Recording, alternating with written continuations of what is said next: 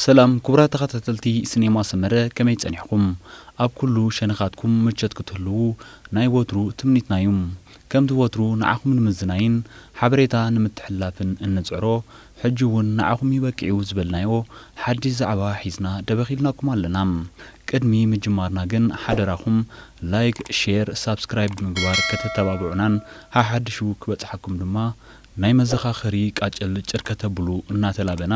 ስንቅና ሞራልያሞ ምትባዕኹም አይፈለና እናበልና ንሕጅም ባር ታሪኽ ህይወት ሓንቲ ካብተን ውርያ ስነጥበዋያን ሃገርና ዝኾነት ፌበን ሳህለን ስራሓታን ዘላለ ትሕዝቶ ኢና ቀሪብናልኩም ዘለና ሰናይ ጻንሖት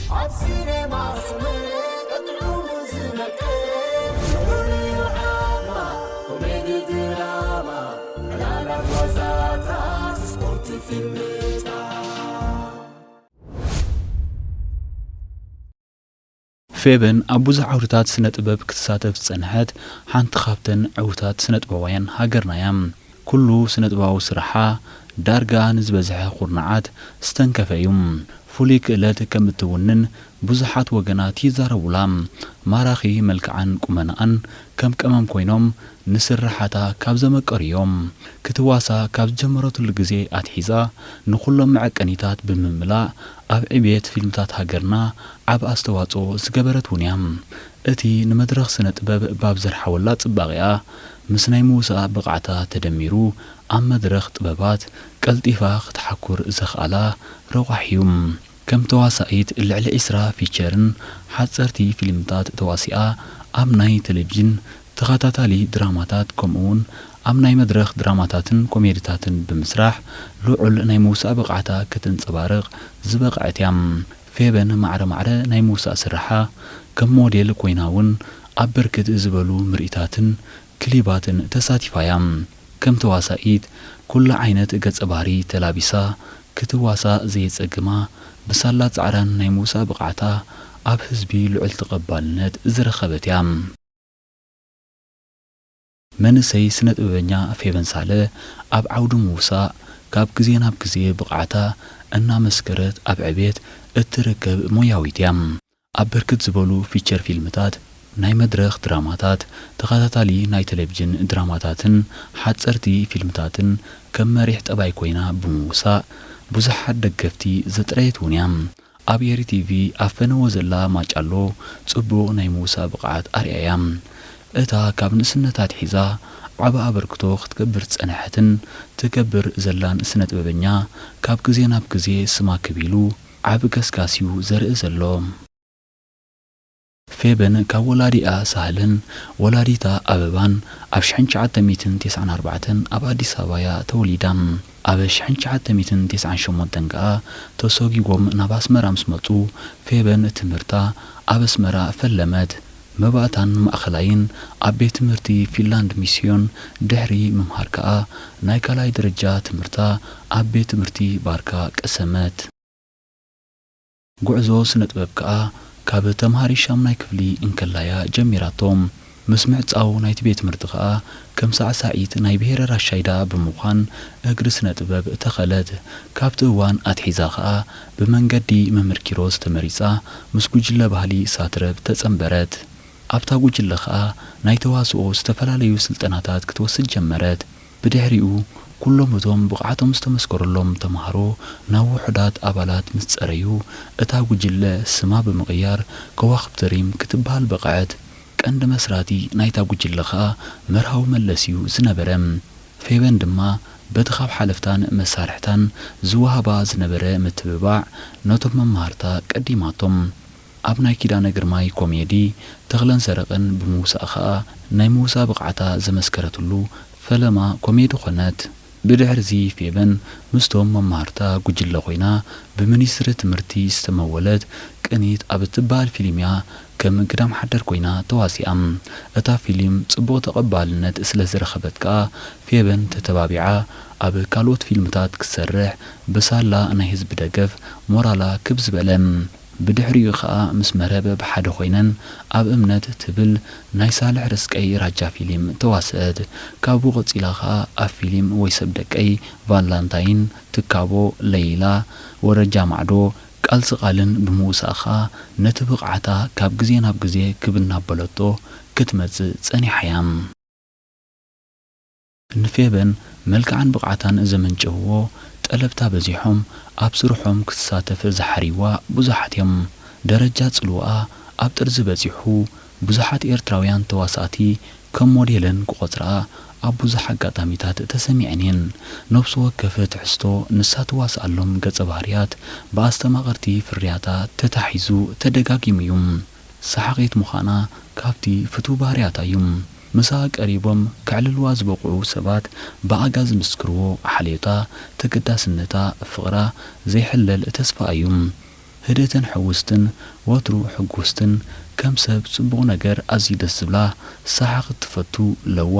ክፉ ነገር ምርኣይ ዘይትኽእል ኣብ ምድጋፍ ስውናትን ዘኽታማትን ክትሳተፍ እትደሊ ዓይነት ሰብ እያ ፌበን ክሳብ ሕጂ ኣብ ንጡፍ ናይ ምውሳእ ስራሕያ ትርከብ ዘላ ፌበን ኣብ ናይ መድረኽ ድራማ እውን ኣብ ሳዋ ስታዲም ሲኔማን ተዋሲኣ እያ ብፍላይ ከዓ ኣብ ዝተፈላለያ ክሊባት ከም ሞዴል ኮይና ሰሪሓ እያ ፌበን ኣብዚ ደረጃ እዚ ክትበጽሕ እታ ዝዓበየት ኢድ ዘለዋ ወላዲታ እያ ወላዲታ ኣበባ ፌበን ካብ ስነ ጥበባዊ ጉዕዛ ከይትሰናኸል ምስ ወለደት ኣነ ክዕብየልኪ ንስኺ ሕልምኻ ተግብሪ ብምባልያ ስራሓ ወፍያ ንፌበን ኣብ ዝለዓለ ደረጃ ክትበጽሕ ዝደገፈታ ፌበን ካብ ስነ ጥበብ ወፃኢ እውን ኣብ ሜካፕ ስነ ጽባቐ ጸጉሪ ርእሲ እውን ትነጥፍ እያ ፌበን ኣብዚ ግዜ እዚ ኣብ ማጫሎ ከም ኤልሳ ኮይናያ ተዋሳ ዘላ ናይ ብሓቂ ስለ ዝተላበሰቶ ከዓ ካብ ብዙሓት ስነ ጥበባውያን ብዙሕ ኣድናቖት ከተተርፍ እንከላ ህዝቢ ግን ሓቀኛ ባህሪኣ ስለ ዝመሰሎ ኣመናዩ ጸሊእዋ እዛ ናይ ጥዕና ጸገም ተጻዊራ ተሰኒፈ ኸይበለት ክሳብ ሕጂ ትሰርሕ ዘላ ስነ ጥበበኛ ኣብ መጻኢ ኣብ ዝለዓለ ዓወት ከም እትበጽሕ ዘጠራጥር ኣይኮነን ተውህቦ ንኹሉ ዝተዓደለ ኣይኮነን እንተኾነ ትዕድልቲ ንኻብ ፈጣሪ ዝተዋህበካ ተውህቦ ብጻዕርን ትምህርትን ምስናዩ ኣገዳሲ እዩ ፌበን ሳህለ እምበኣር ብዘይካዚ ንሞያ ዝሕግዝዋ ዝተፈላለዩ ስልጠናታትን ትምህርትን ካብ ህፃንነታ ዝቐሰመቶ ምስቲ ሞያ ዝተኣሳሰር ስማብ እውን ብዝለዓለ ነጥቢ ተመሪቓ እያ ንሞያ ዘዕቢ መጻሕፍትን ኢንተርነትን ብምንባብ ወትሮ ዓቕማ ንምዕባይ ኣብ ጻዕሪ ትርከብ ዓውዲ ስነ ጥበብ ብዝግባእ እንተተሰሪሕሉ ክቡርን ዋጋ ዘለዎን ሞያ እዩ ትካላዊ ኣሰራርሓ ዝያዳ ሓይሉ ኣድማዕ እዋን ዝመጸሉ ግዜ ክህሉ እዩ ፌበን ሳህለ ቅድሚ ኩሉ ትላበዎ ለበዋ እንተደኣ ሃልዩ ከዓ ዝኾነ ናይ ስነ ጥበብ ድሌት ዘለዎ ሰብ ቅድም ትምህርቲ ክውድእ ከም ዘለዎ እያ ትዛረብ ምኽንያቱ ትምህርቲ ሓንሳብ ግዜ እንተሓሊፉ ክትመልሶ ከቢድ እዩ ስነ ጥበብ ግን ኣብ ዝኾነ እዋን ከተርክበሉ ዘጸግም ስለ ዘይኮነ በዚ ድማ እቶም ዓቕምን ድሌትን ዘለዎ መንእሰያት ተስፋ ከይቆረጹ ነብሶም ከዳልዉ ኣብ ዝለዓለ ደረጃ በጺሖም ጎኑ ጎኑ ኣብ ትምህርትን ካልእን ዓቕምታቶም ክከብሉ ሰናይ ትምኒታ እዩ ኣብዚ ግዜ እዚ ከዓ እነሆ ፌበን ትምኒታ ሰሚሩላ ምስ ስነ ጥበባዊ ኣማኒኤል ሰሎሞን ሞደሻ ናይ ሕፀ መደብ ፈጺማላ እዞም ክልተ ስነ ጥበባውያን ኣብ ቀረባ እዋን ተመሪዖም ከምቲ ፍቕሮም ኣበቦኦም ርኢና ፈረይትን ጸገይትን ክኾኑ ናይ ኩሉ ፈታው ጽቡቕ ሰናይ ትምኒት እዩ ክልቲኦም ስነ ጥበባውያን ከዓ ካብዚ ዘለዎ ደረጃ ንላዕሊ ሰጊሞም ኣብ ዝሓሸን ዝበረኸን መድረኽ ጥበብ ክሓኽሩ ትጽቢት ኩሉ እሞ ቻነልና ሲኔማ ሰመረ ከዓ በዛ ኣጋጣሚ ሰናይ ምንየታት ትገልጽ ርሑስ ጋማ ይግበረሎም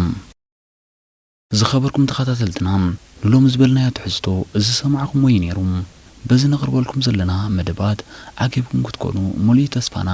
ኣብ ቀጻሊ ብኻልእን ሓድሽን ትሕዝቶ ክሳብ ንምለሰኩም በቶም ካልኦት መደባትና ክትዘናግዑ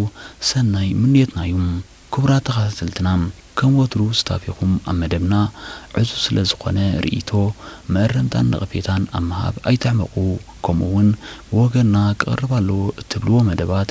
جبا خنبلكم وتر قرباتنا مو كي تسكفكم حبرونا كل تي زغصل مدباتنا أبس ساعة متان كبتعكم غا سابسكرايب بمقبار نتانا يدول ملكت مزقاتن شيرن مبال جانكم مو أيترسعو النابلنا بمكتتالكم أزينا نمسكن أبقصالي بخالص تفلاليو مهارنا زناقعن تحستوتات كسابن الراخب السلام تعنان رهوان نخلنا سسنايو سينما سمري كابيزي رابيزي حينا للنار فلتت حبوز دستا سحاب سني ترفتا نفسد النهار سينما سمري عب سينما سمري تطلو مزنك يوري عاما كوميدي دراما لا لا وزاتا سبورت فيلم